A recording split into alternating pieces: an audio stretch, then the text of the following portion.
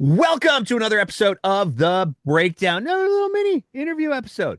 We're getting into the nuts and bolts of a story that we've kind of already talked about. We've referenced a little bit on our social media, and we certainly spent a little bit of time on our live show last weekend.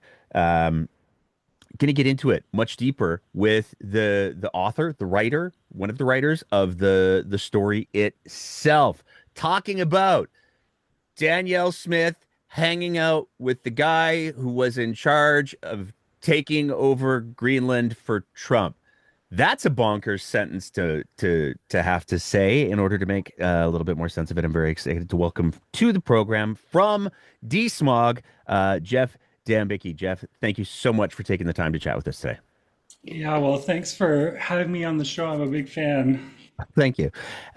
Before we get into the this absolutely bonkers story and the implications, because it does have some very real implications for like the the provincial government here in Alberta. They do like to hang out with the MAGA folks quite a bit. We've got Devin Dreeshen in his little hat and a bunch of other ones, and we do seem to be hanging for a lot of travel to the States. But before we get into that, just for our audience who may not be familiar, what is DSMOG? And secondary to that, who are you? Yeah, who am I?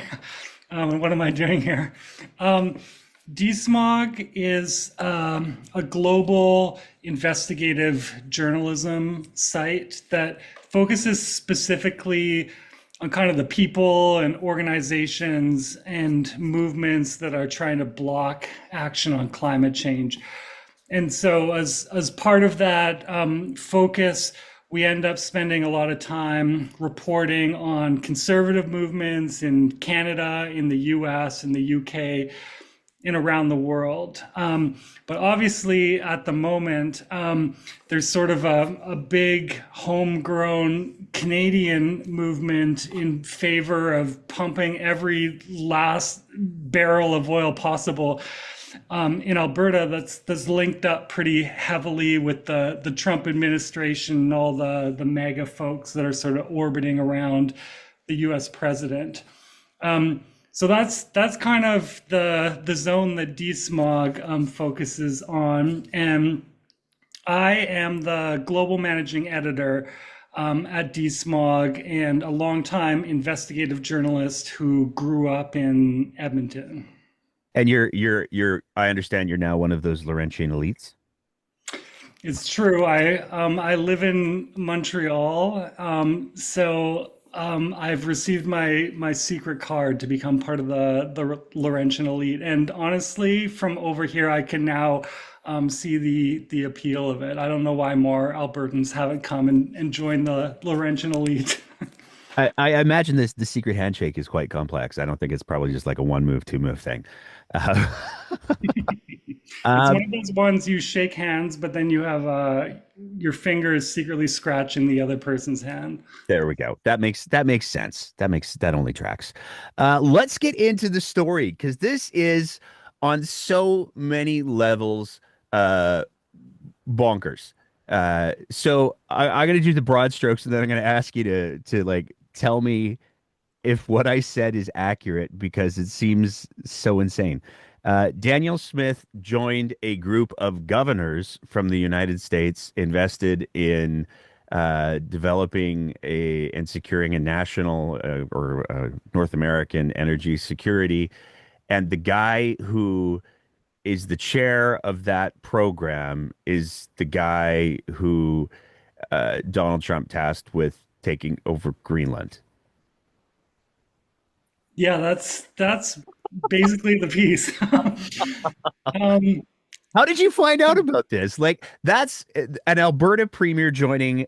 Like, there's so many steps of wait, what going on in there because we have an Alberta premier joining an American governors group with some ancillary goals of taking over Greenland. So, like, how did you find out about this wild set of circumstances. Well, Danielle Smith has been pretty open about the fact that she's like really trying to get the MAGA people in the US to think she's cool. Um, she spent a bunch of time like going down to the States, meeting people like Ben Shapiro, going to Trump's inauguration like a little over a year ago. And so we've at Desmog we've been really interested in that story, and we don't think Canadian media has really done a great job of just sort of like explaining the implications of all of that. Um, so, and anytime we find like an example of Danielle Smith being like really tightly connected to people down south, that sort of gets us interested. And so we only recently learned about this group that she's a part of, which is called the Governor's Coalition for Energy Security. And Smith joined that about a year ago. I should also say that Saskatchewan Premier Scott Moe and Ontario Premier Doug Ford are also part of this group. The idea of the group is to fight against any sort of government policy in the U.S. that supports renewable energy or environmental regulation, and basically push the Trump administration to lift every last regulation on just like drilling for fossil fuels. Of course, this governor's coalition doesn't have to do a lot of convincing of the Trump administration these days. But when Smith joined this group, this is where it's like a little bit different than Moe and Ford. Smith not only sought to join the group, but when she got Alberta signed up for it, she praised the leader of this group, who is Louisiana Governor Jeff Landry. She called him an excellent governor, basically like totally sucked up to him, said he's like so great. And I don't even think she could have predicted at the time that last December, Trump appointed this guy, Jeff Landry, to basically be the US envoy to Greenland.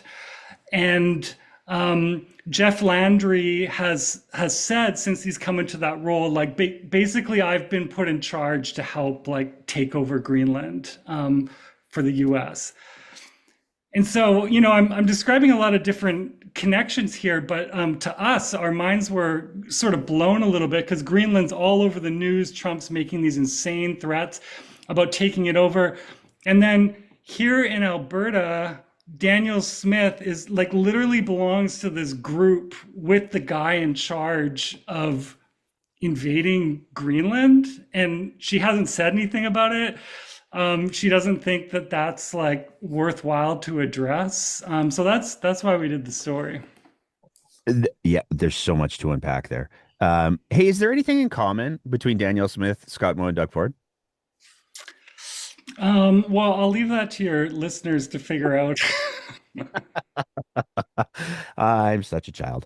And by way of I did Danielle Smith actually attend the inauguration, or was she just like standing in the background going like, no, but I swear I'm here, guys, because there was I seem to recall that there was a group, oh, we're going to the inauguration, and then it was like, okay, we're gonna hang out at the Canadian embassy because I guess I'm not the Alberta premier isn't as big of a deal on the international stage as perhaps she hoped. Um, so do with that what you will. It's fascinating. You brought up the renewables piece because this is one of the things that I find interesting because, Alberta certainly has taken the lead in suppressing renewable energy in North America. We did our renewables pause. I'm not aware of any other jurisdiction that took that extreme measure. I'm open to correction on that. And so, like, the timing is fascinating because there's a part of me that goes, was that like the ticket to entry? Did she have to prove her anti-renewables bona fides, or what do you think? Well, Yeah, we at Desmog we've been like reporting and tracking Alberta's war on renewables, and the story of why that happened is like so weird. There's basically this group called Wind Concerns that was founded in northern Alberta, and the guy who runs that group, I've spoken to him a couple times. He used to be a CTV news reporter, and he has since left the legacy media. And at least a couple of years ago, he was describing himself as an evangelical country singer. So anyway, he created this group called Wind Concerns, and they were spreading all sorts of crazy stuff about how the UN was basically forcing these like cancer-causing turbines on small Alberta communities. It turns out he had some meetings with Smith and other MLAs and people in cabinet in the lead up to this big renewables pause. So it does seem like that was another example of Premier Smith trying to sort of cater to her like populist, like right-wing base. But you are correct. Like Alberta really was like an innovator in bringing in this crazy pause on renewables. And we often think of like the most like insane, irrational policies coming out of the U.S., especially under Trump. But in this case, Alberta did take the lead. They brought in this policy that made it like almost impossible to develop renewable energy projects in the province, despite the government saying so many times, like, we want to boost the economy and create jobs. And I can say from the various international climate denial organizations that DSMOG tracks, they were like really stoked about Alberta and what Premier Smith was doing. And they saw that as a model that could be adapted to a whole bunch of places. And now under Trump, I mean, the federal US government is sort of doing the same thing in regards to renewables as Alberta did a few years earlier. Cool. Well, we're providing leadership to the world, I guess. Let's talk about Jeff Landry and the Greenland thing, because uh, this dude's wild. I mean, when I first looked at the story and the picture that you guys posted, my immediate thought was, and I don't generally make fun of people's appearances, but it was just so striking. There's this website called Bad Taxidermy, and the dude looks like he's been embalmed. Like he really, really does look like he's a victim of terrible embalming and taxidermy. Um, but his social media on the Greenland piece is pretty wild. How much of a deep dive did you guys do on his public comments on Greenland? Well, I'd be really curious to hear what you found. We included a quote in the story, which was written by our new Canada editor and contributor, Mary Stewart. And Jeff Landry he was asked about how the U.S. seizing Greenland might be viewed in the context of international law. And he said, I quote, "When has the United States engaged in imperialism? Never." And I mean, just on its face, that's a hilarious comment. Like you have to respect it, um, in some sense. Wow. But I Uh, mean, tell me what you found about Jeff Landry on his social media. I mean, well, because he's saying all sorts of stuff. my favorite thing was he put out a tweet on January 11th of 2026 where he said history matters. I want to make sure I read it right. I'll put it up on the screen in post. History matters. The US defended Greenland's sovereignty during World War II when Denmark couldn't. After the war, Denmark reoccupied it, sidestepping and ignoring UN protocol. This should be about hospitality, not hostility. And my favorite thing about that tweet, and they will forever be tweets to me, is it very quickly got a community note. And the community note simply reads, while it is true that the U.S. protected Greenland in World War II when Denmark was occupied, Denmark retained sovereignty throughout. The 1941 deal was by agreement, not takeover. After the war, Denmark resumed control legally. There was no reoccupation or UN violations. So when like you're getting fact checked on Twitter of all places, which is not known for its uh, uh, aggressive fact checking of Americans, Republicans. Um, that entertains me. Well, and I should point out, so when Danielle Smith was at the inauguration events last year for Trump, and it's an open debate of how much access she actually got, but she did manage to meet Jeff Landry, and she posted something on Twitter that is just like I don't know. It seems like she's trying so hard to get the approval of these people. Um, she was also talking about the Arkansas governor Sarah Huckabee Sanders, who I mean, just for your listeners, just search her. You can find stuff too. And Danielle Smith wrote, had a great discussion with both of these excellent governors on how our great nations can work together to achieve the goal of North American energy dominance. So that sounds like someone who's just really trying to get like the cool MAGA people to like her. And then she posted photos with both of them. And my favorite part of that is that none of them retweeted her, even though she tagged them.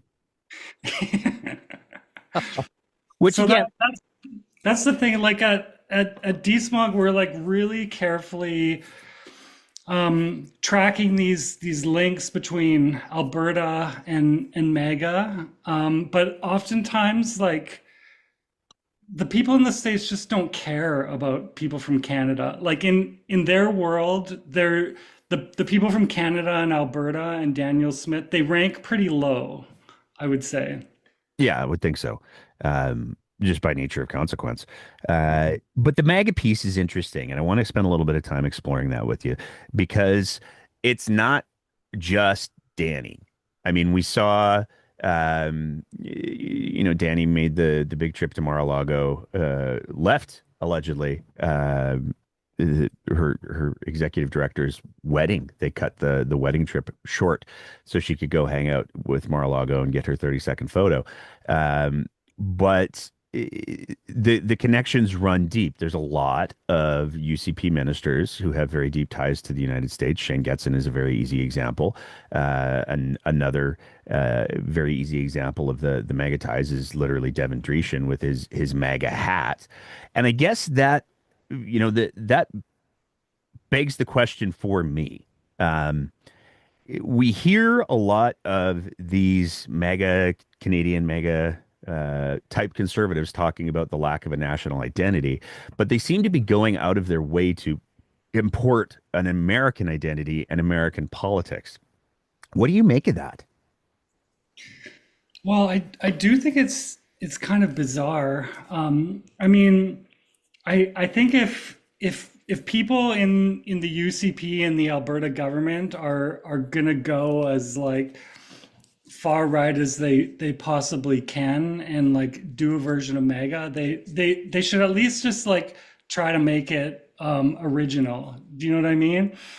And all of this sort of like seeking the favor of the US and trying to ingratiate themselves in those types of circles, it just seems like it's sort of bizarre to me in a way. And I think we're really seeing this play out with the move for Alberta separatism right now. So as your listeners know, people in the Alberta Prosperity Project and others who are sort of like associated with that, they've made a big deal out of the fact that they've gotten some meetings with people in the Trump administration.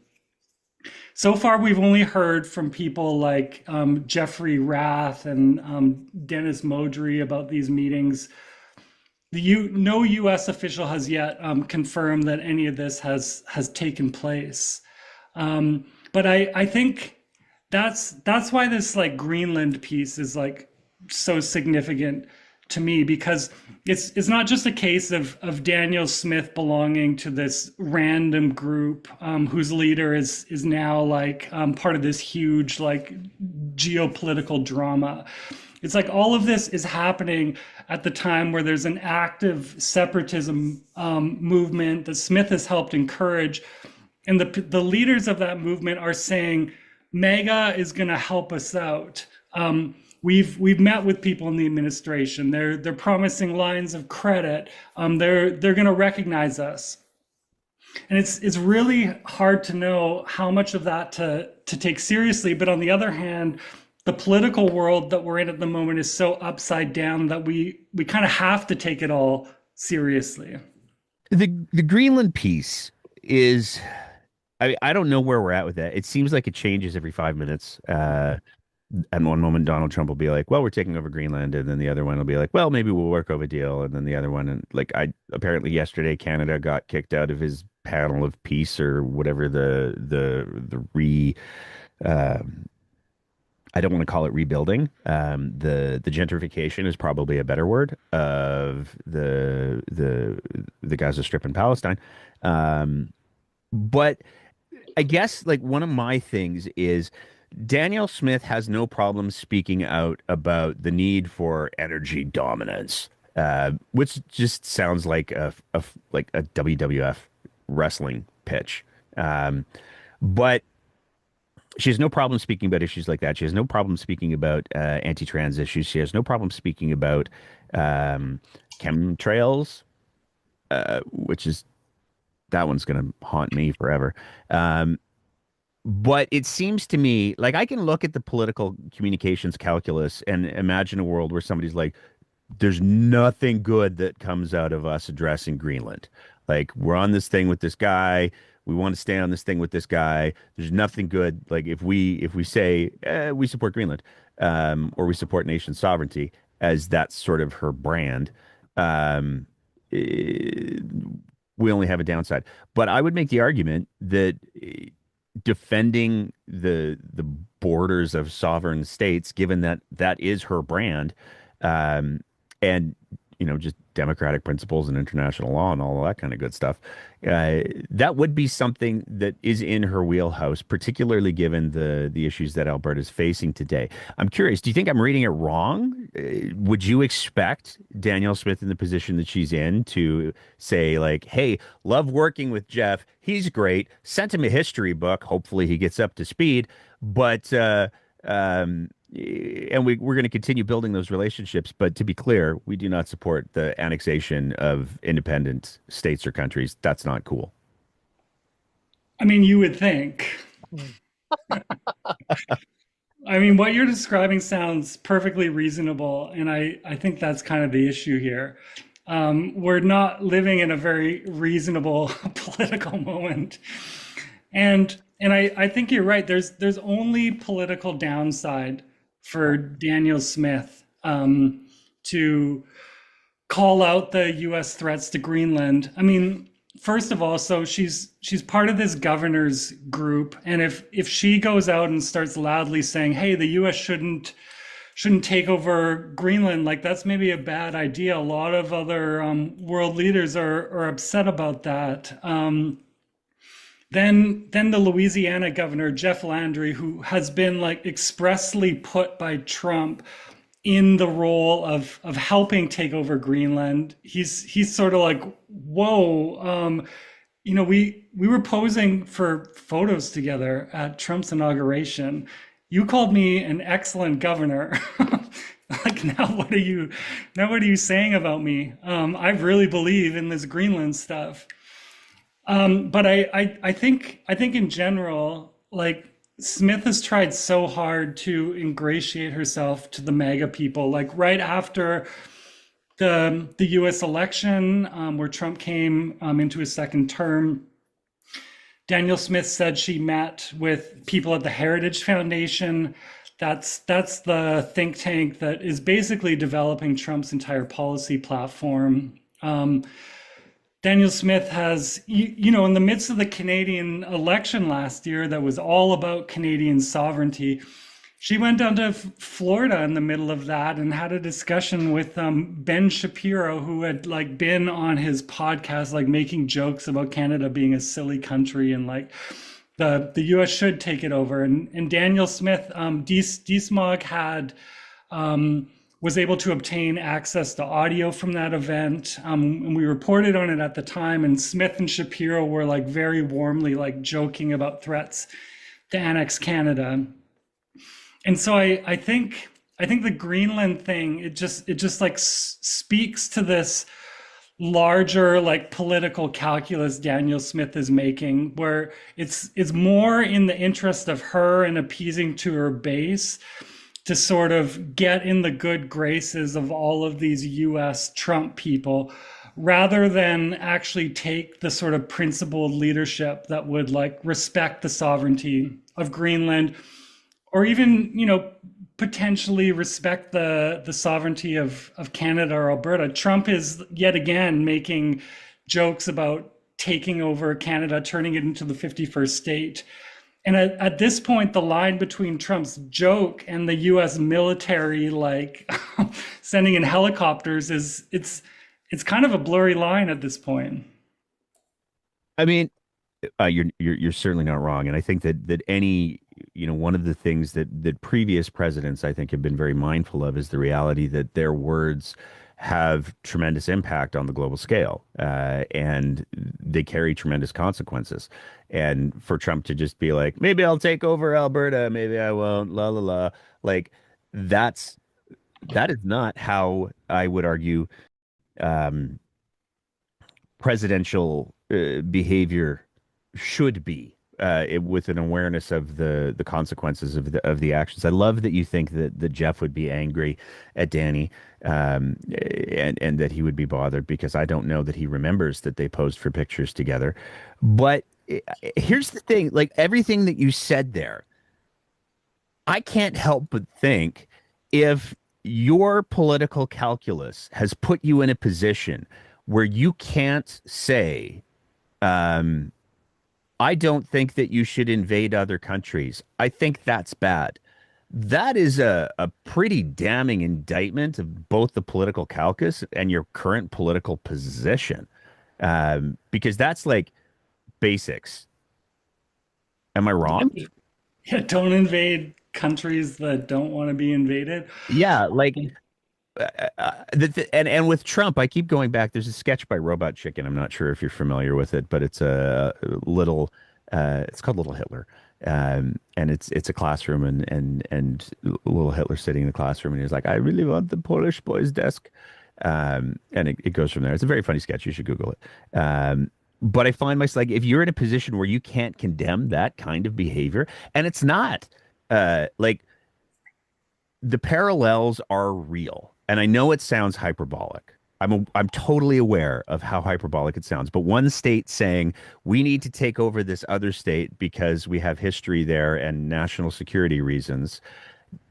I mean, we know where this goes, and it doesn't stop with that one state. And given that Trump has said, "Oh, well, we'd also like all of these other ones," and there's this, Canada, we'd like to make Canada all part. Like there's very real concerns about the expansionist aspirations, I'll say, and to not be in a political position where you can say, "I think that's bad," is, I think, reflective of where you're politically aligned.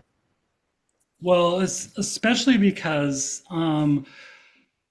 just today it came out that the U.S. Treasury Secretary Scott Bessent, he did an interview with this Trump, this mega influencer, Jack Posobiec.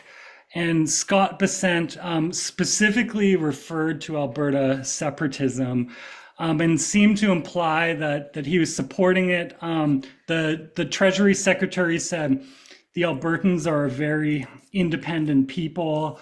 And he sort of alluded to the fact that he was aware of stuff that was happening behind the scenes in regards to Alberta separatism. And so on on Twitter, I'm just gonna call it that too. It's the original biological name of the site, and so I think we should respect that. Um, in response to that interview from the U.S. Treasury Secretary, Jeffrey Rath quote tweeted it, and he said, "We look forward to meeting with U.S. Treasury officials next month to discuss our feasibility study regarding a 500 billion USD line of credit to support the transition to a free and independent Alberta." And that's just like it's so crazy to me. Like Trump literally sent the army in to kidnap the leader of Venezuela. He's threatening to send US troops into Greenland. And now Jeffrey Rath, who has Danielle Smith's ear, is like, this is great. The Trump administration is going to give us a bunch of money to become independent from Canada, with this sort of idea that like Alberta is just going to have like leverage within like a Trump controlled US. Like Alberta can just be totally free and sovereign, in that when like all the evidence points to like if Trump is going to take over a province like Alberta, he's going to take it over. Like people in the separatism movement, they think they don't have freedom right now. Imagine if they're just like a second tier, like new addition to America. Like, and I think that this isn't just like some crazy thing that like someone is saying on the internet.